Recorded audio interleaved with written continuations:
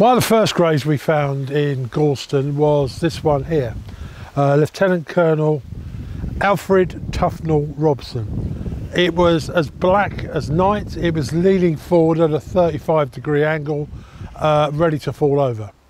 So we decided that day that we would renovate him.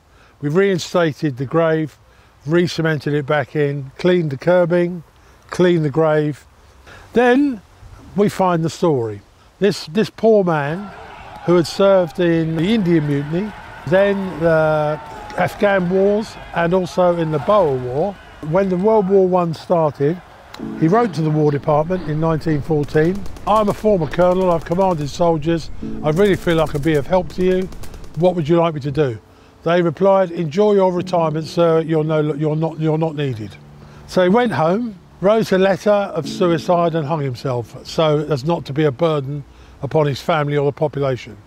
Which is a terrible, sad story. When we did it, we had a rededication with the mayor, the council leader, and also the canon of the diocese came, and we remembered him, as he should have been remembered. Hi, my name is Steve Davies, and I'm known as the military grave restorer.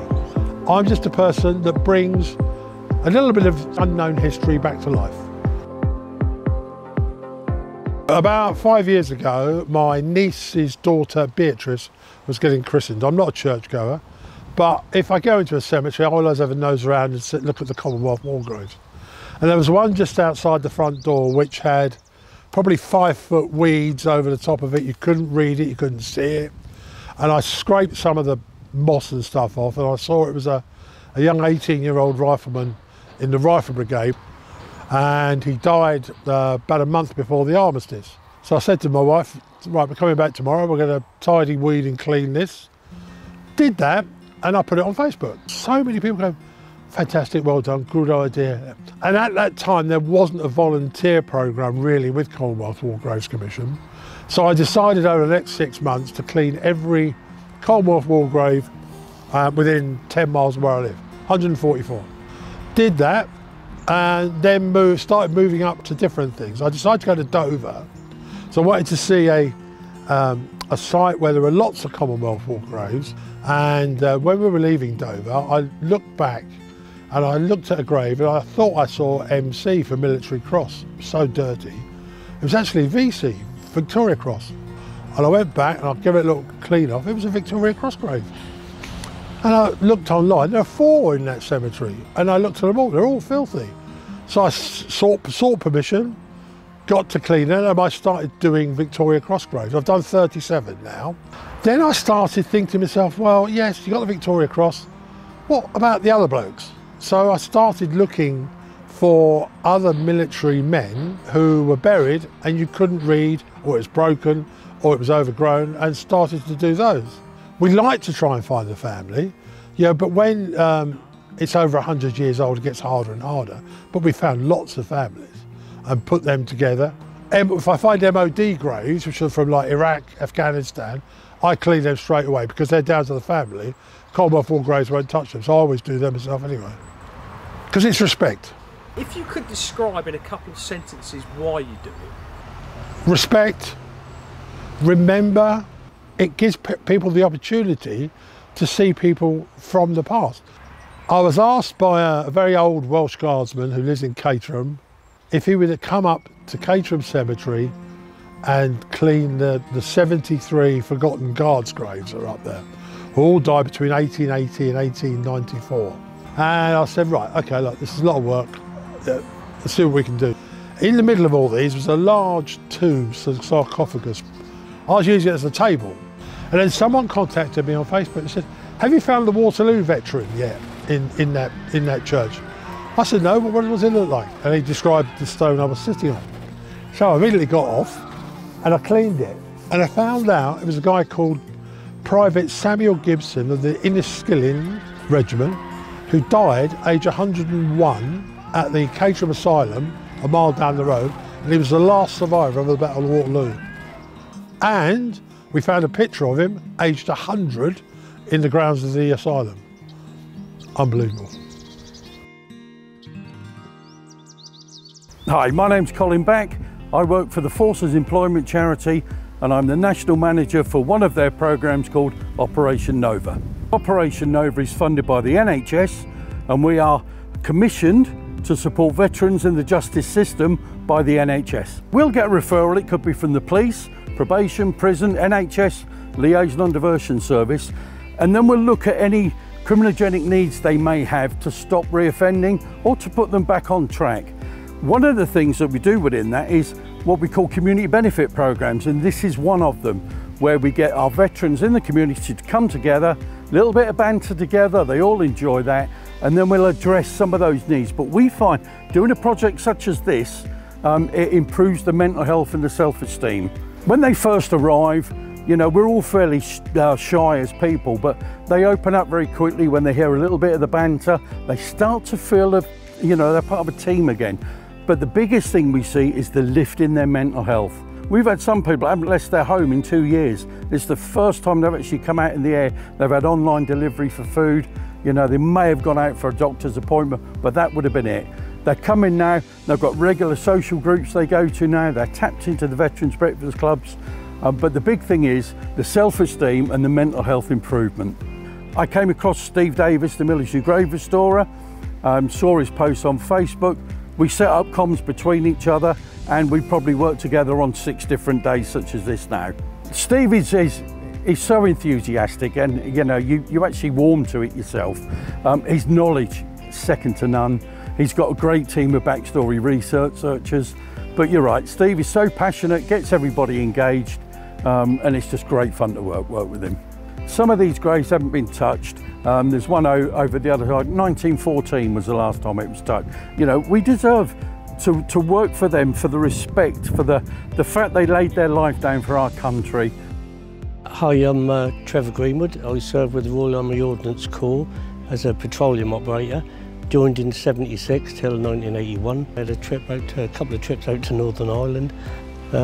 Lots of things happened, not to me personally, but good friends of mine, and you carry them with you all your life. You never ever put that down, but you just have to get on with it, and that's why you do stuff like this. Through Op Nova, got in touch and am I interested, so we came down. I've been here since day one, since they started it, and I've never missed a session. And for all the problems that you have over the years, military people do, coming out of service is a difficult thing. And all the things that go wrong over the years, this can give you some solace. We've been here, we've done 20 plus graves in this graveyard, at least more. And if I'm feeling a bit down, I can come along here and I can look at graves that were done. I go home, I feel good. I hope somebody will do it for me when, you know, in 50, 60 years time or whatever. When you're doing it, you're thinking about the person in that grave. I've found that there's not many things that take it away when you are having a bad time.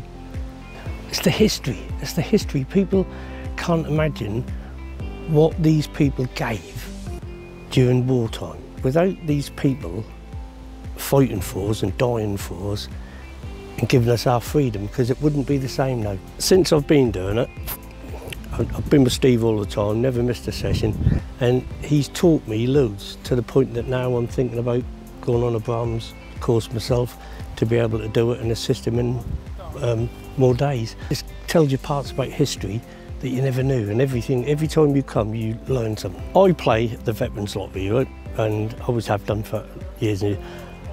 I would say that it's helped me more than you can imagine, you know. Prior to doing this, I might have 3 or 4 sessions a year where I couldn't manage or cope. And by doing this, if this wasn't available to me, I'd still be in that position. Whereas now, I'm not saying I'm completely cured, but it's 90% better than it was before. So people who play the Veterans Lottery are helping people like me. I'm not the only person who comes along here or anywhere else in the country who's an ex-veteran, who's suffering, who maybe have a bit of PTSD or other problems, and this will help them. So it's working. It's as simple as that. It's working, and it's helping me and lots of my ex-army mates immensely. Your service career came to an abrupt end. It wasn't your choice. Yeah. How did you find life immediately after leaving? In those days, especially, you handed your kit in, they cut your ID card in half and kicked you out the door. Literally did that. And it's a problem with lots of soldiers from that time and even now. I can only liken it to a love affair or a marriage. So you're happily married as the husband, the army is the wife, the army says do one, but you're still in love with the army. And that's what it does, because it clothes, feeds and tells you what to do. That's what it does. That's why so many guys are out there suffering. They don't know how to handle civilian life. Yeah, I about 9 years ago developed depression and anxiety, and I found this calming. And then I started a breakfast club, which now has 111 members in Cranbrook, which is a monthly meet. And guys in the breakfast club come and meet to local ones. We go and do stuff together. And I thought, okay, breakfast club, grave cleaning. So wherever I go, I contact a local breakfast club. I say, look, I'm doing this. Would you like to send some guys along? I help you, train you, we'll have some fun, have a laugh. Always come, always do it, always love it. You know, and what I do with the guys here, people who would never come out of their houses come here. And we have a bit of banter, we have a laugh, and we extract the Michael out of each other. And we accomplish things when we all stand back and go, wow. So yeah, it does help. Guy over there, Trevor, his wife loves him coming here, because for 2 weeks afterwards, he's happy as a pig in poo, because he's doing something he really enjoys. So yeah, it does, it's massive for your head. How do people get involved if they wanted to help? Facebook me, my email's on there, talk to me. I send out packs to people, starter packs, and give them instruction.